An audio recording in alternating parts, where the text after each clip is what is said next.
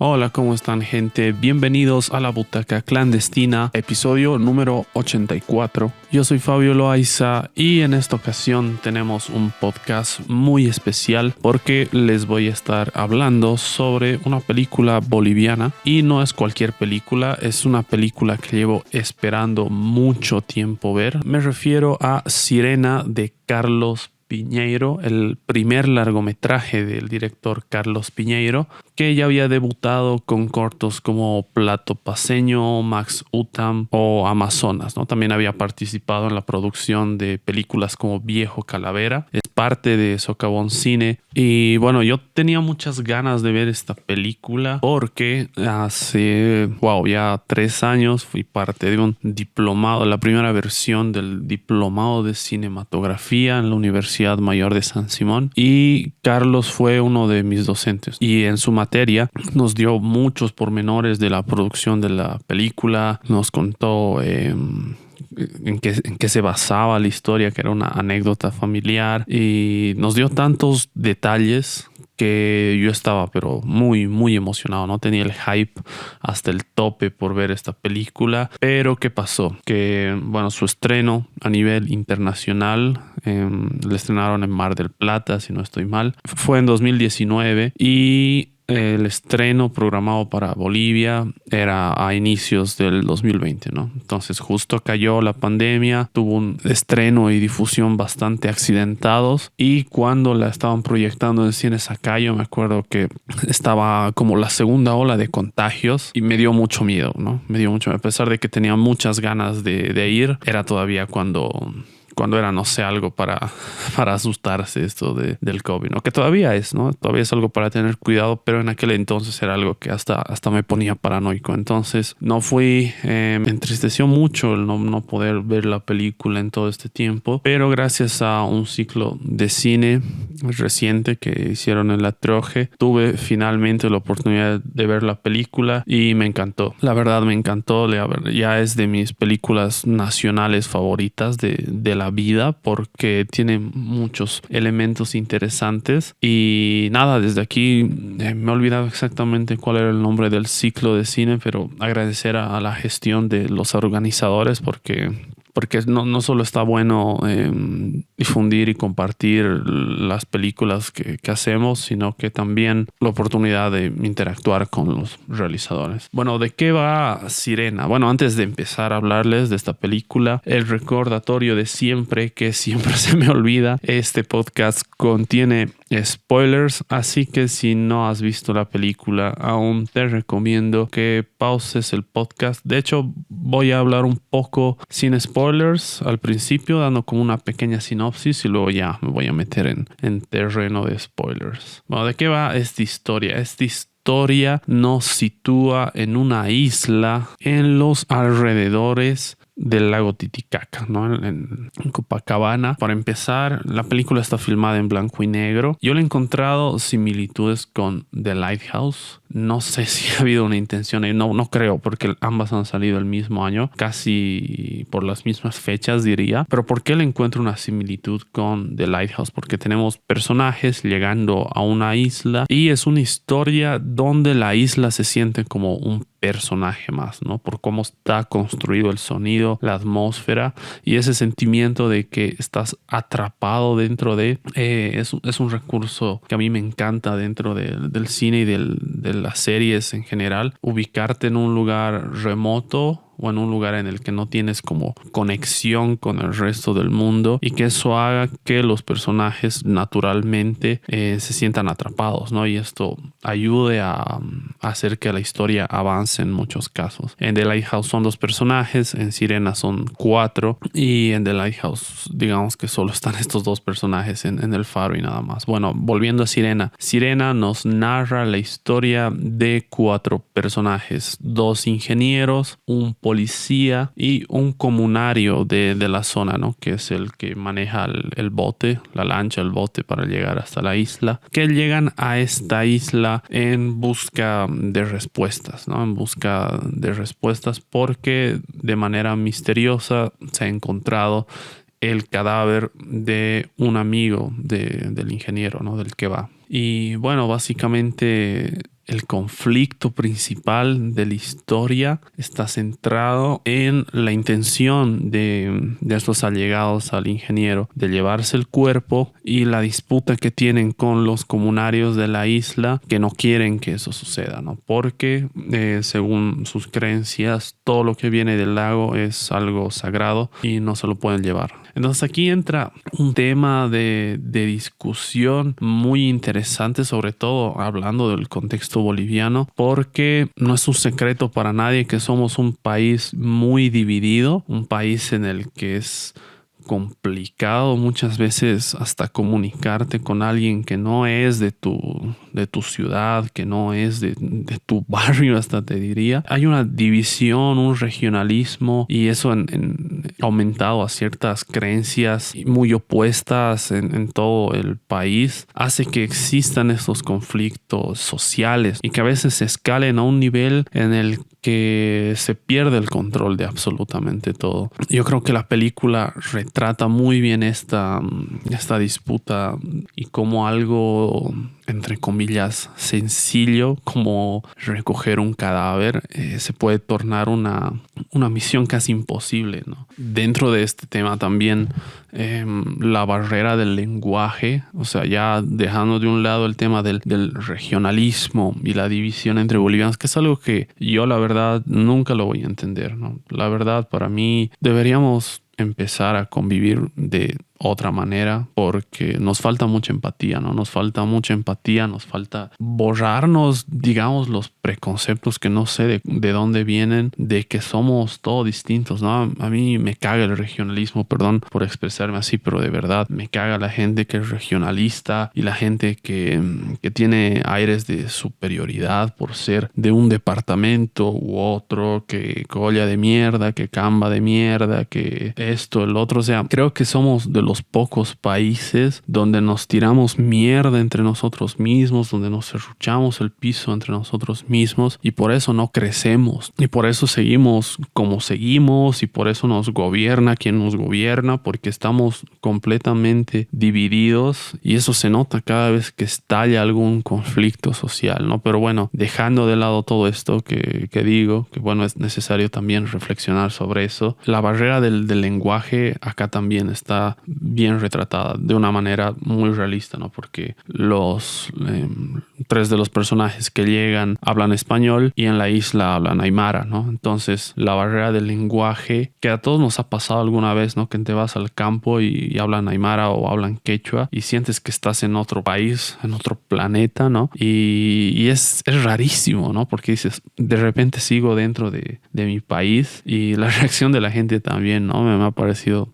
divertido, así como se cagan de risa, ¿no? Los comunarios, así de lo que el policía no entiende, aymara, así como se ríen de las pocas palabras que aprende, dice. Y está divertido, o sea, es como de nuevo un relevo cómico dentro de una reflexión que es totalmente seria y totalmente necesaria, ¿no? A ver, cosas que destaco mucho de esta película y por qué me ha gustado tanto. La construcción sonora es increíble, ¿no? La atmósfera, como les digo, es alucinante desde los primeros planos que están grabados bajo el agua. Quisiera saber cómo han grabado esos planos porque visualmente son muy alucinantes, y cómo ahí escuchas sonidos y cómo eso te va metiendo dentro de la película. Y lo que les decía antes, ¿no? Hacer que la isla sea un personaje más. La isla tiene una presencia y también la capacidad de transmitir muchas cosas sin decir nada. Creo que los primeros 10, 15 minutos puede ser tranquilamente. No hay una sola línea de diálogo. Hay planos y todo está narrado desde la música y el sonido. Y eso es algo que solo se consigue cuando hay un realizador con mucho criterio detrás. Y también la dirección de fotografía, que está a cargo de Marcelo Villegas, me parece increíble, ¿no? Me parece increíble cómo están compuestas muchas tomas. Hay tomas aéreas que son alucinantes, ¿no? Cenitales desde arriba, que tienen una composición increíble, y la interacción entre los personajes también, ¿no? Lo que me ha gustado es que el policía es un inoperante total, como en la vida real, y es un poco el relevo cómico de la película, porque la película tiene un tono bastante, no diré un tono, una aura oscura, una aura como que de misterio, pero también como que hay algo ahí escondido, turbio, que no sabes qué es. Por ejemplo, cuando ya llegan al pueblo, los 4 personajes, y el policía se queda con los comunarios y después en medio del camino se pierde uno de los ingenieros mientras el otro está con el señor de las lanchas. En ese punto yo tenía la impresión de que cualquiera podía morir, ¿no? O sea, o que era, digamos, parte del plan de los comunarios, que al final la mayoría muera y los puedan ofrecer como sacrificio al agua, ¿no? Al lago, sí, porque bueno, este es un tema muy polémico también, ¿no?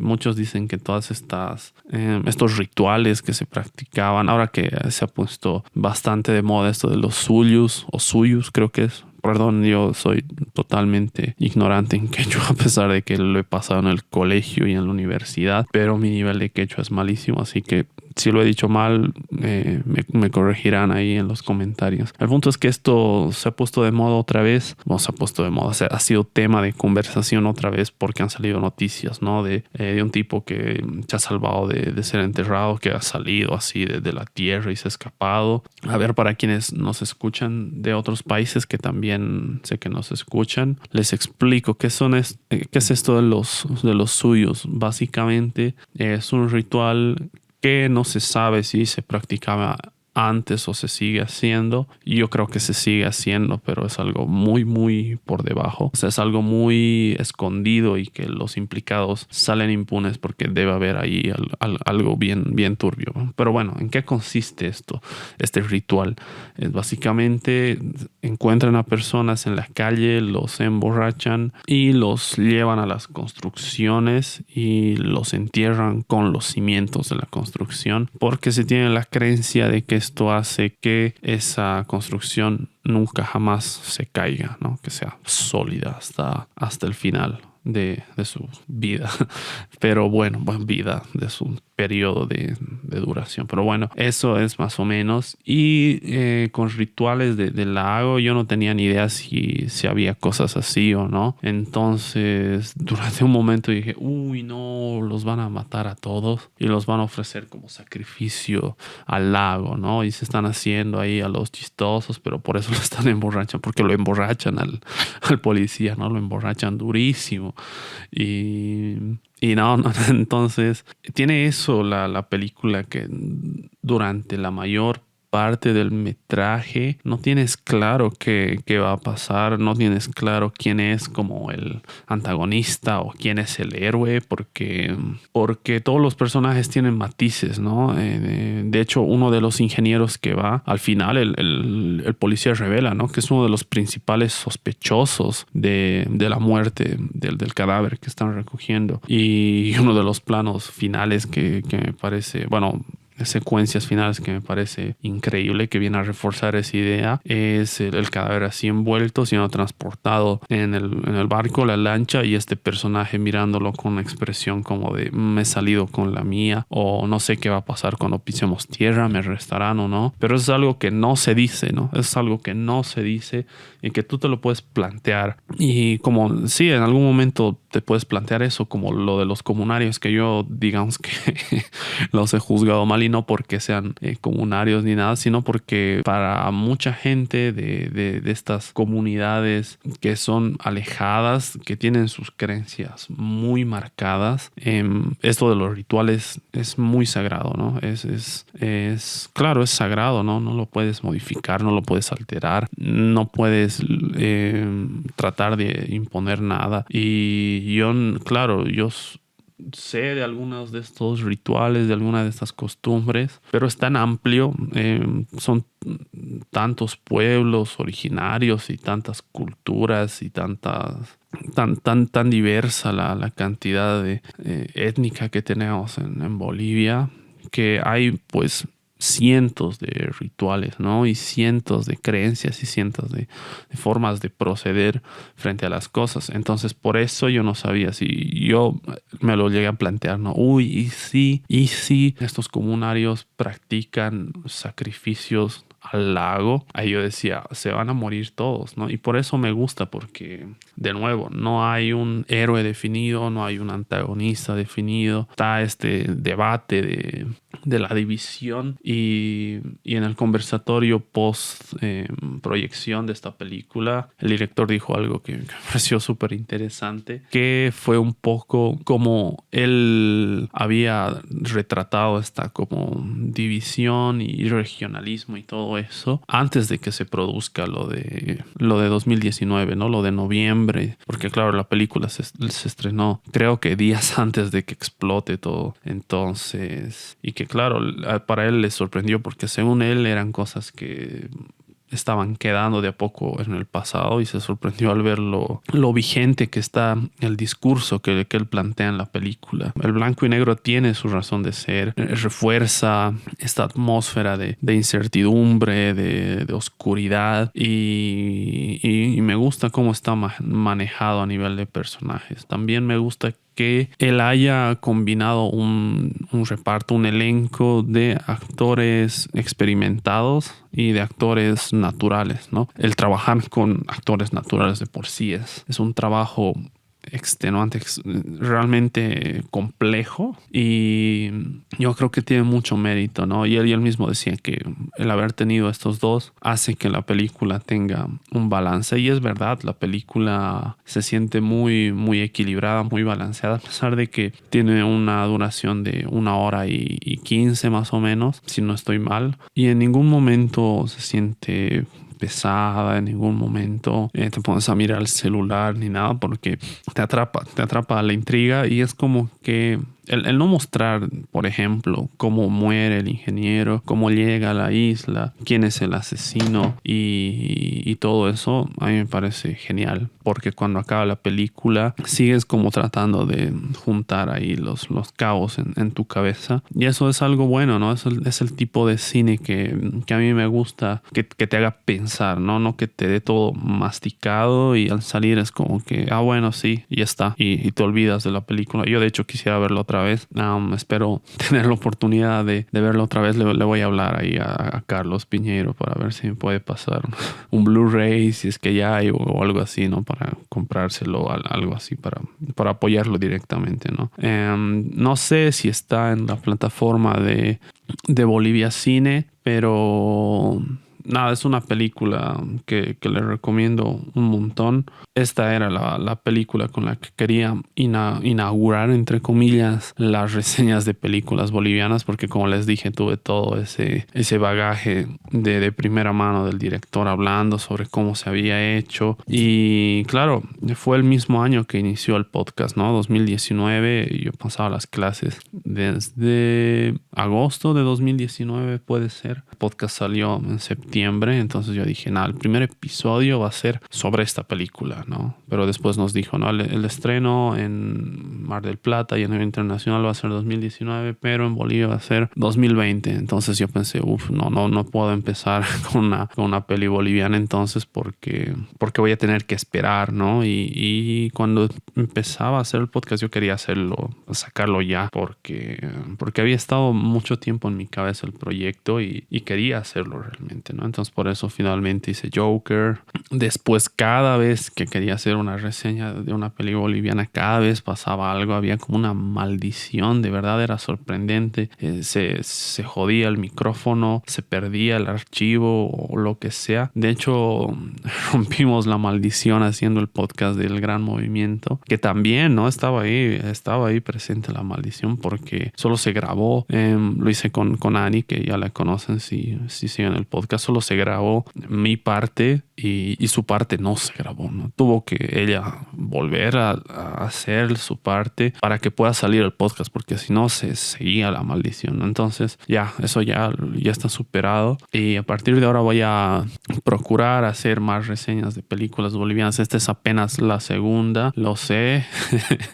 Sé que apenas es la segunda, pero no se preocupen, de repente me vuelvo loco y saco ahí un especial de cine boliviano reseñando 50 o 20 películas y ya, no, estaría bueno hacer un especial, ¿no? Pónganlo ahí en los comentarios si les gustaría la idea de hacer un especial de cine boliviano. Podría ser para el mes que ya ha pasado, es en marzo creo. Ya pasó, pero bueno, podríamos hacerlo el siguiente año o ni tanto pensando en la fecha, ¿no? Hacerlo un momento que se dé la oportunidad y claro, compartirlos en la semana del cine boliviano, que sí, tenemos muchas películas, muchas historias increíbles de todas las épocas, de todos los géneros, y yo tengo hasta así mi top de películas y esta ha entrado así pero de cabeza, ¿no? De lleno, así, ni siquiera top 10, yo top 3 diría esta película porque me ha encantado y no tiene tanto que ver con que haya conocido al director y me haya caído increíble. Es un tipazo el Carlos, los que lo conocen pueden dar fe de esto, pero más allá de todo eso es fácil reconocer una gran película cuando la ves, ¿no? Yo hubiera querido ver esta película en un cine, porque a pesar de que en este ciclo lo hemos visto en una pantalla grande, yo creo que ver esta película en una pantalla pero así gigante es otra experiencia totalmente, ¿no? Por lo que les decía, cómo está compuesta la fotografía, el diseño sonoro que lo ha hecho Kiro Russo, que es alucinante, igual, ¿no? Este estilo de construir atmósferas que tiene muy marcados al menos en las películas de Socavón Cine. Y bueno, la verdad es una gran película. De nuevo, se la recomiendo que la vean. Si todo sale bien, va a haber una sorpresa relacionada a esta película muy pronto en el canal. Así que nada, este fue el podcast dedicado a Sirena. Gracias por escucharme. Yo soy Fabio y nos estaremos encontrando en un próximo podcast. Chao.